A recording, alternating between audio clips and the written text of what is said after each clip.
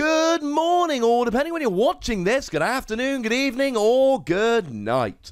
My name's Ross, and as always told, I had a voice of radio. So today, we're going to be talking about Oranguru, a card which hasn't been seeing a huge amount of play, although to be fair, it's really not been legal for that long. A card which really wasn't that hyped. And a card which has come around at the North American Internationals this weekend and really become one of the stars of the show. That's right, ladies and gentlemen. Now, the Oranguru from Sun and Moon, that's been seeing play since Sun and Moon came out. The Instruct ability allowing you to draw until you got 3 cards in your hand, that's great. Psychic does 60 damage plus 20 more for each energy attached to your opponent's active. That's great. I mean, it's not great. I mean, that's maybe a slight exaggeration. But it's a useful attack, especially if your opponent uses a bunch of energy. But the one from Forbidden Light, I mean, look, it got a little bit of hype, but not that much. The main attraction here for one colourless energy resource management. Put 3 cards from your discard pile onto the bottom of your deck in any order. And initially, people were going, well, we're also getting Looker. Looker being a new supporter card that allows you to draw the bottom 3 cards of your deck. And it doesn't take a genius to figure out here, you know what? Use Oranguru to put 3 cards on the bottom of your deck. Then use Looker to draw those 3 cards. And you're off and rolling. And we even got Looker's Whistle, which allows you to search your deck for 2 Lookers. It seemed like a perfect little combo, either as a disruption deck in the vein of Sylveon, more on that in a minute, using stuff like Enhanced Hammer and Delinquent to go nuts at your opponent, or just used as a consistency crutch in almost any deck. That is not how Oranguru is seeing play. Oranguru is seeing play as a way to get your cards back, and let's face it, right? We've all been using Puzzle of Time for a while to search these cards out from our discard. This gets 3 rather than 2, and it's an attack admittedly, but you just put it up there as a basic for a single energy. And that's one thing I need to stress here. It is a basic Pokemon for a single energy, which means that it fits so beautifully into any deck whatsoever. It is absolutely a thing of beauty. Now, if we look at the basics of Oranguru, it's got 120 HP, which means it can be one-hit KO'd by Zoroark, and it's got a weakness to fighting, meaning it can be one-hit KO'd fairly easily by Buzzwole. Buzzwole does 30 damage naturally. If it whacks a strong energy on, and it will often have a strong energy, and then pops a Diancie Prism Star on the bench, and with Brooklet Hill running around, it will often have a Diancie Prism Star on the bench. I mean, it's 1 per deck, so it could be prized, but as long as it's not, it's largely going to be on the bench. 140 with weakness. So it's getting one-hit KO'd very easily by the 2 most prominent attackers in the format. How is this good? And the answer is, it ain't good against Buzzwole. And it ain't particularly good against Zoroark. But that's alright. It's good against other things. So one deck that's been seeing a fair amount of hype and a fair amount of play this weekend is Hoopa from Shining Legends, attacking Hoopa, as we might say. And it's got the ability Scoundrel Guard, prevent all effective attacks, including damage, done to this Pokemon by your opponent's Pokemon GX or Pokemon EX. It's got immunity from EXs and GXs. And now if you look at a deck like Buzzwole, this will wall Buzzwole GX beautifully. But generally speaking, they'll be playing the Buzzwole from Forbidden Light.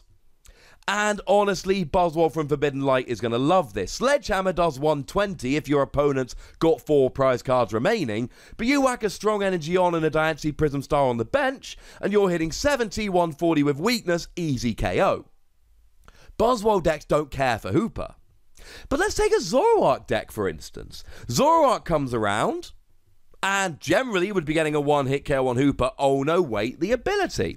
Now, we do see some decks around at the moment that are Zoroark with Garbodor, and if you're playing the ability locking Garbodor, you can turn off Hoopa's ability and get the KO, but a lot of them aren't.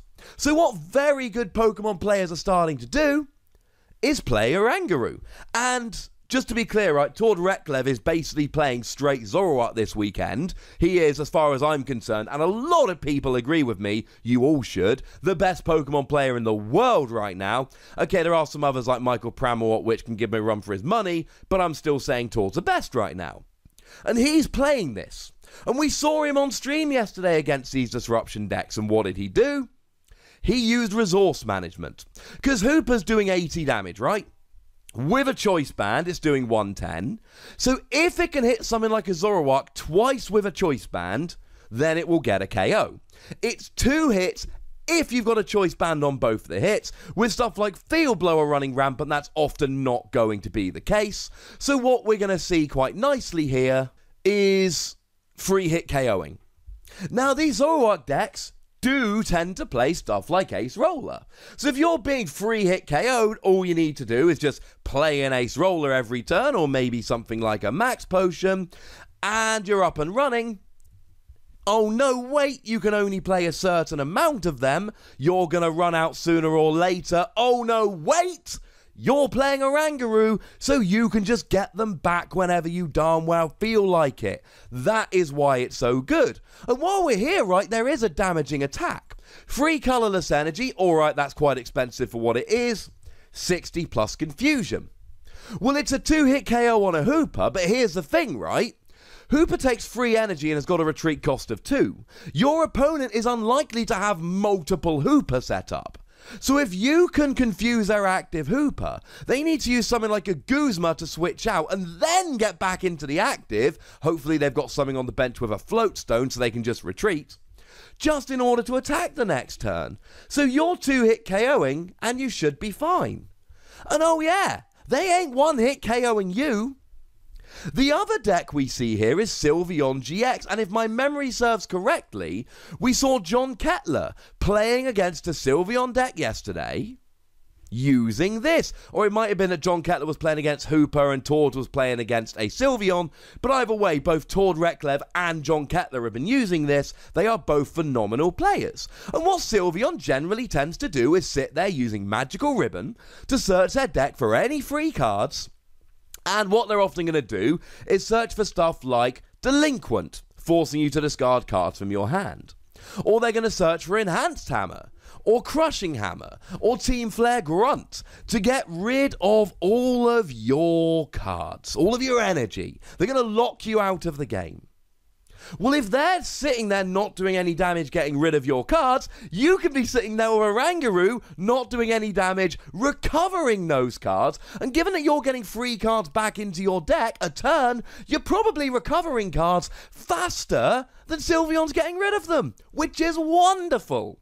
Now, admittedly, they go back onto the bottom of your deck, so you will need to shuffle your deck very regularly in order to be able to get this rolling, which is a little bit of a pain. One thing that I haven't seen players doing, but I would love to do this at some point, play a Brooklet Hill, because Brooklet Hill allows you to search your deck every turn and then shuffle it. So if you've got the cards, you got 3 double colourless back on the bottom of your deck, you ain't drawing into them anytime soon. But maybe if you play Brooklet Hill, of course you could also just play something like a Cynthia, but, if you're just drawing cards, it could be kind of fun to search with Brooklet Hill Shuffle and then draw those cards. Because something like a Zoroark is going to be run out of double colourless energy very quickly against a deck like Sylveon. This gives you that fighting chance that you need. And it doesn't just have to be played for taking down stuff like Sylveon and Hoopa. Because let's be clear, right? Zoroark decks lose to Sylveon and Hoopa. They don't play enough energy, they don't have the resources. Oranguru turns it from a loss into at least a tie, possibly a win. And you can't be decked out playing Oranguru. Oranguru puts 3 cards back into your deck every turn, and you draw 1 card per turn. Oranguru will make sure you don't get decked out. And I mentioned how it doesn't get KO'd by Hoopa. Well, it doesn't get KO'd by Sylveon either. Sylveon does 110. That's not enough. You play an Ace Roller, you're good to go. And remember, it's 1 basic energy, or any energy, on a basic Pokemon. It's 1 space in your deck. It is super easy to get rolling. And that's before we even look into the fact that you can play a Delinquent, and then this allows you to recover that delinquent, or maybe recover the delinquent and 2 Puzzle of Time. That's right, you can play 4 Puzzle of Time, and then in one turn, Oranguru puts 3 of them back into your deck. It is the tech Pokemon du jour over at the North American International Championships, although to be fair, Latios is giving it a run for its money in that title. Let me know if you want a video about Latios. Maybe I'll be able to bring it later on today or tomorrow. But either way, I'm watching the tournament this weekend, I'm talking to people in the venue, and I am hearing that Oranguru, especially in Zoroark decks, is seeing a lot of play. It gives you a chance against Hoopa and Sylveon, but it also just lets you recover resources, reuse tricks, etc. It is wonderful. So tell me, ladies and gentlemen, are you surprised that this has been doing so well this weekend? Are you surprised to be seeing some of the best players in the world playing it? Or did you know all along how good it was? Let me know, ladies and gentlemen. Go nuts. Be nice. Make sure you like this video, subscribe to this channel, follow me on Twitter at Owasi, and Twitch for some live action at twitch.tv/PTCGRadio. If you want to support the channel, get some bonus podcasts and all of that, head on over to patreon.com/PTCGRadio, where you can do exactly that. But by far the most important thing, as always, is to look after yourselves until next time. Thank you very much for watching. My name's Ross, and you've been watching PTCG Radio.